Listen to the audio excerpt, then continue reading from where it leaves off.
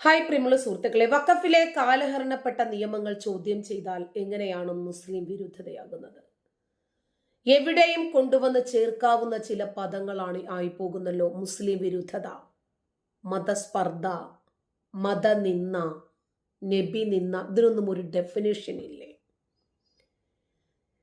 നീതി നിഷേധിക്കപ്പെട്ട ഒരു വിഭാഗം ആളുകളോട് അനീതി കാണിക്കുന്നത് വഖഫ് ബോർഡാണ്. വഖഫ് ബോർഡ് എന്ന് പറഞ്ഞാൽ മുസ്ലിങ്ങൾക്ക് വേണ്ടിയുള്ള ബോർഡാണ്.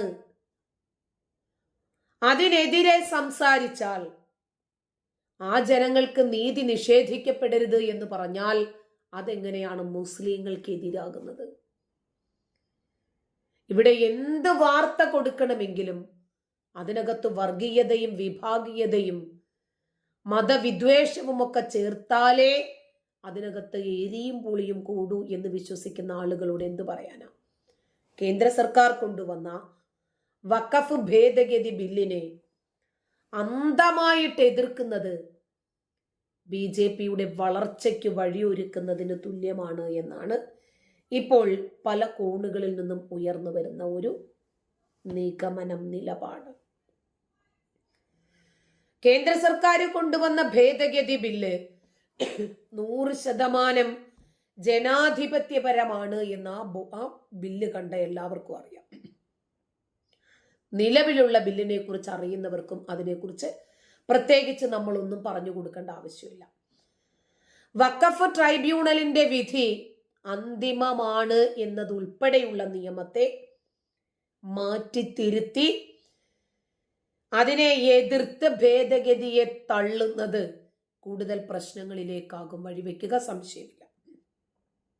ആരുടെ ഭൂമിയും പിടിച്ചെടുക്കാൻ അവസാനത്തെ ജഡ്ജ്മെന്റ് നൽകുന്നത് വഖഫ് ട്രൈബ്യൂണലിനാണ്. ഇത് ശരിയാകത്തില്ല. ഇത് ജനാധിപത്യ രാജ്യമാണ്. ഇവിടത്തെ അന്തിമ വിധി സുപ്രീം കോടതിയുടേതായിരിക്കണം.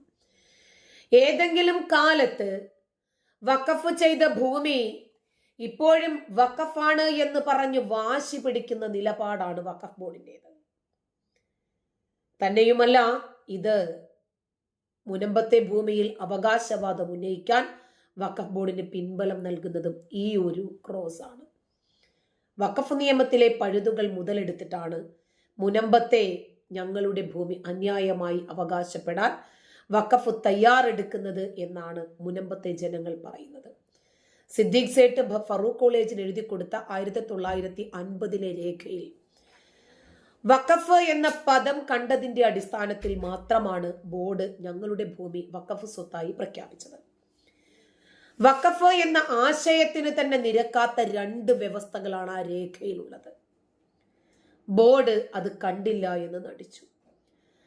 വസ്തുവിൽപ്പനയെ അനുകൂലിക്കുന്ന വാചകവും ചില പ്രത്യേക സാഹചര്യം ഉണ്ടായാൽ വസ്തു തന്റെ കുടുംബത്തിലേക്ക് തിരികെ എത്തണം എന്ന വ്യവസ്ഥയും ആ രേഖ വഖഫല്ല എന്നതിന്റെ വ്യക്തമായ തെളിവുകളാണ്.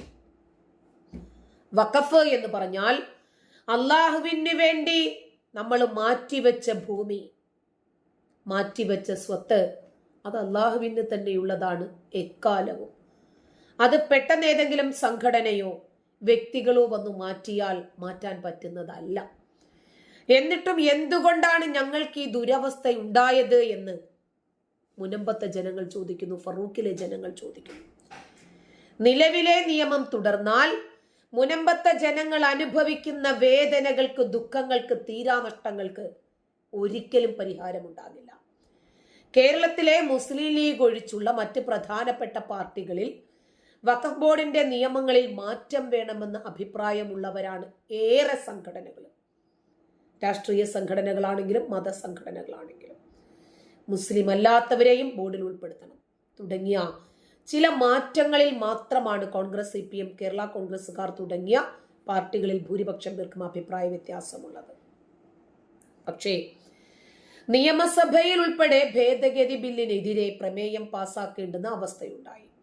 അത് ബില്ല് കൊണ്ടുവന്നത് BJP ആയതുകൊണ്ട് മാത്രമാണ് എന്നതാണ് കൃത്യമായും നേതാക്കളും മനസ്സിലാക്കുന്നത്. കഴിഞ്ഞ ദിവസം ഫ്രാൻസിസ് ജോർജ് MP മുനമ്പത്ത് പോയി താൻ വഖഫ് ബില്ലിനെ പിന്തുണയ്ക്കും എന്ന് പറഞ്ഞ് 24 മണിക്കൂർ അങ്ങോട്ട് കഴിഞ്ഞിട്ടില്ല പെട്ടെന്ന് പറഞ്ഞ വാക്ക് മാറ്റി പറഞ്ഞ് ഞാൻ ശരിയായ ഒരു രാഷ്ട്രീയക്കാരനാണ് എന്ന് അയാൾ തെളിയിച്ചു. തന്റെ വാക്കുകൾ വളച്ചൊടിച്ചു എന്നാണ് MP പിന്നീട് പറഞ്ഞത്. മുസ്ലിം ലീഗിലെ നേതാക്കളുടെ എതിർപ്പായിരുന്നു നിലപാട് തിരുത്താൻ MP പ്രേരിപ്പിച്ചത് എന്ന സൂചനയാണ് പാർട്ടി പ്രവർത്തകർ മുന്നോട്ട് വെച്ചത്.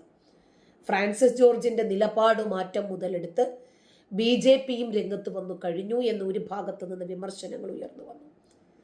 എന്നാൽ വഖഫ് നിയമ ഭേദഗതി ബില്ല് പരിഗണിക്കുന്ന സംയുക്ത പാർലമെന്ററി സമിതിയിൽ നിന്ന് 10 പ്രതിപക്ഷ അംഗങ്ങളെ ഒരു ദിവസത്തേക്ക് സസ്പെൻഡ് ചെയ്ത വാർത്തയും നമ്മൾ കണ്ടു. സംസ്ഥാനത്തെ സ്വത്തുക്കളിൽ വഖഫ് ബോർഡ് അവകാശവാദം ഉന്നയിക്കുന്ന രീതിയെക്കുറിച്ച് അന്വേഷണം നടത്തിയിട്ടുണ്ട് എന്ന് UP മുഖ്യമന്ത്രി യോഗി ആദിത്യനാഥ് പറഞ്ഞത് ഓർമ്മയുണ്ടോ? അതാണ് ഒരു ഭരണാധികാരി. അങ്ങനെ ആയിരിക്കണം ഒരു നാട് ഭരിക്കുന്ന ഭരണാധികാരി. വഖഫ് ബോർഡ് ഉന്നയിക്കുന്ന ഏകപക്ഷീയമായ അവകാശവാദങ്ങളെല്ലാം തെറ്റാണ് എന്ന് അന്വേഷണത്തിൽ തെളിഞ്ഞതായും അദ്ദേഹം പറഞ്ഞു. വഖഫ് ബോർഡിനെ മാഫിയ ബോർഡ് എന്ന് വിശേഷിപ്പിച്ചാണ് യോഗി സംസാരിച്ചത്. അയോധ്യ, കാശി, മധുര, സംഭാൽ, പ്രയാഗ്രാജ് എന്നിവ ഉൾപ്പെടെയുള്ള സ്ഥലങ്ങളിൽ വഖഫ് അവകാശവാദങ്ങൾ ഉന്നയിച്ചു. ഇതിനുശേഷം ഞങ്ങൾ പഴയ രേഖകൾ തിരയാൻ തുടങ്ങിയെന്നും അതോടെ വഖഫ് ബോർഡിന്റെ 99% അവകാശവാദങ്ങളും തെറ്റാണെന്ന് തെളിഞ്ഞെന്നുമാണ് സർക്കാർ പറഞ്ഞത്. അതുകൊണ്ട് തന്നെ പറയുന്നു, വഖഫ് ബോർഡ് ഒരു മാഫിയ ബോർഡായാൽ മാഫിയ ടാസ്ക് ഫോഴ്സ് വരും, ഇതിനെതിരെ നടപടിയും തുടങ്ങും. UP സർക്കാർ ഉത്തർപ്രദേശ് വഖഫ് ബോർഡിന്റെ ചട്ടങ്ങളിൽ ഭേദഗതി വരുത്തിയിട്ടുണ്ടെന്നും അദ്ദേഹം പറഞ്ഞു. ഇവിടെ കേരളത്തില് പിണറായി വിജയനോട് കളിക്കുന്നത് പോലെ കാക്കാമാര് താടിയും കൊമ്പുമൊക്കെ കുലുക്കി പൊറോട്ട കെട്ടും കെട്ടി യോഗി ആദിത്യനാഥിനോട് ചെന്ന് കയറാൻ പോയിട്ടുണ്ടെങ്കിലേ ചുരുട്ടിക്കൂട്ടി അഴിക്കകത്ത് വെക്കും. അവസാനം അതിനകത്ത് കിടന്ന് അഴി എണ്ണേണ്ടി വരും. അപ്പൊ UPയില് വഖഫ് ബോർഡിന്റെ ഭേദഗതി നിയമം യോഗി പാസ്സാക്കി കഴിഞ്ഞു. കേരളത്തിൽ അത് പാസ്സാക്കണമെങ്കിൽ പിണറായി വിജയൻ വിചാരിക്കണം. ഇന്ത്യയിൽ പാസ്സാക്കണമെങ്കിലോ എന്നാലും പിണറായി വിജയൻ വിചാരിക്കണം. അപ്പൊ നരേന്ദ്രമോദി പറഞ്ഞു പിണറായി വിജയനോട്, അതേ കേരളം ഇന്ത്യക്കകത്താണ് കേട്ടോ, ഒന്ന് ഓർത്തു വെക്കുന്നത് നല്ലതാണെന്ന്. കേന്ദ്ര ഗവൺമെന്റ് ഒരു നിയമം പാസ്സാക്കാൻ കൊണ്ടുവരുമ്പോൾ ഒരു സംസ്ഥാന സർക്കാരിന് എന്ത് കാര്യം അതിനകത്ത് യോജിക്കാം. അതൊക്കെ ഓരോ സംസ്ഥാനത്തിനും അതിൻ്റെതായിട്ടുള്ള റൈറ്റ്സ് ഉണ്ട്. പക്ഷേ ഇത്രയും സംസ്ഥാനങ്ങളിൽ വഖഫ് ബോർഡ് ആധിപത്യം സ്ഥാപിച്ചിട്ടും പിടിച്ചു മുറുക്കിയിട്ടും വഖഫ് ബോർഡിനെ ചുരുട്ടിക്കൂട്ടി ഭിത്തിയിൽ ഒട്ടിച്ചു വെച്ചത് യോഗി ആദിത്യനാഥ് മാത്രമാണ്. അതുകൊണ്ടാണ് കറകളഞ്ഞ ഭരണാധികാരി എന്ന് യോഗി ആദിത്യനാഥിനെ വിളിക്കാൻ കാരണം. ഇവിടെ നിങ്ങൾ കൊമ്പ് കുലുക്കി വഖഫാണെന്നും പറഞ്ഞ് പിടിക്കാൻ വരുമ്പോഴേ നിങ്ങളൊക്കെ ചവിട്ടി നിൽക്കുന്ന മണ്ണുണ്ടല്ലോ, അത് യോഗിയുടെ ബുൾഡോസർ കയറി നിരങ്ങും. ഒന്ന് ഓർത്തു വെച്ചോളാൻ. നന്ദി.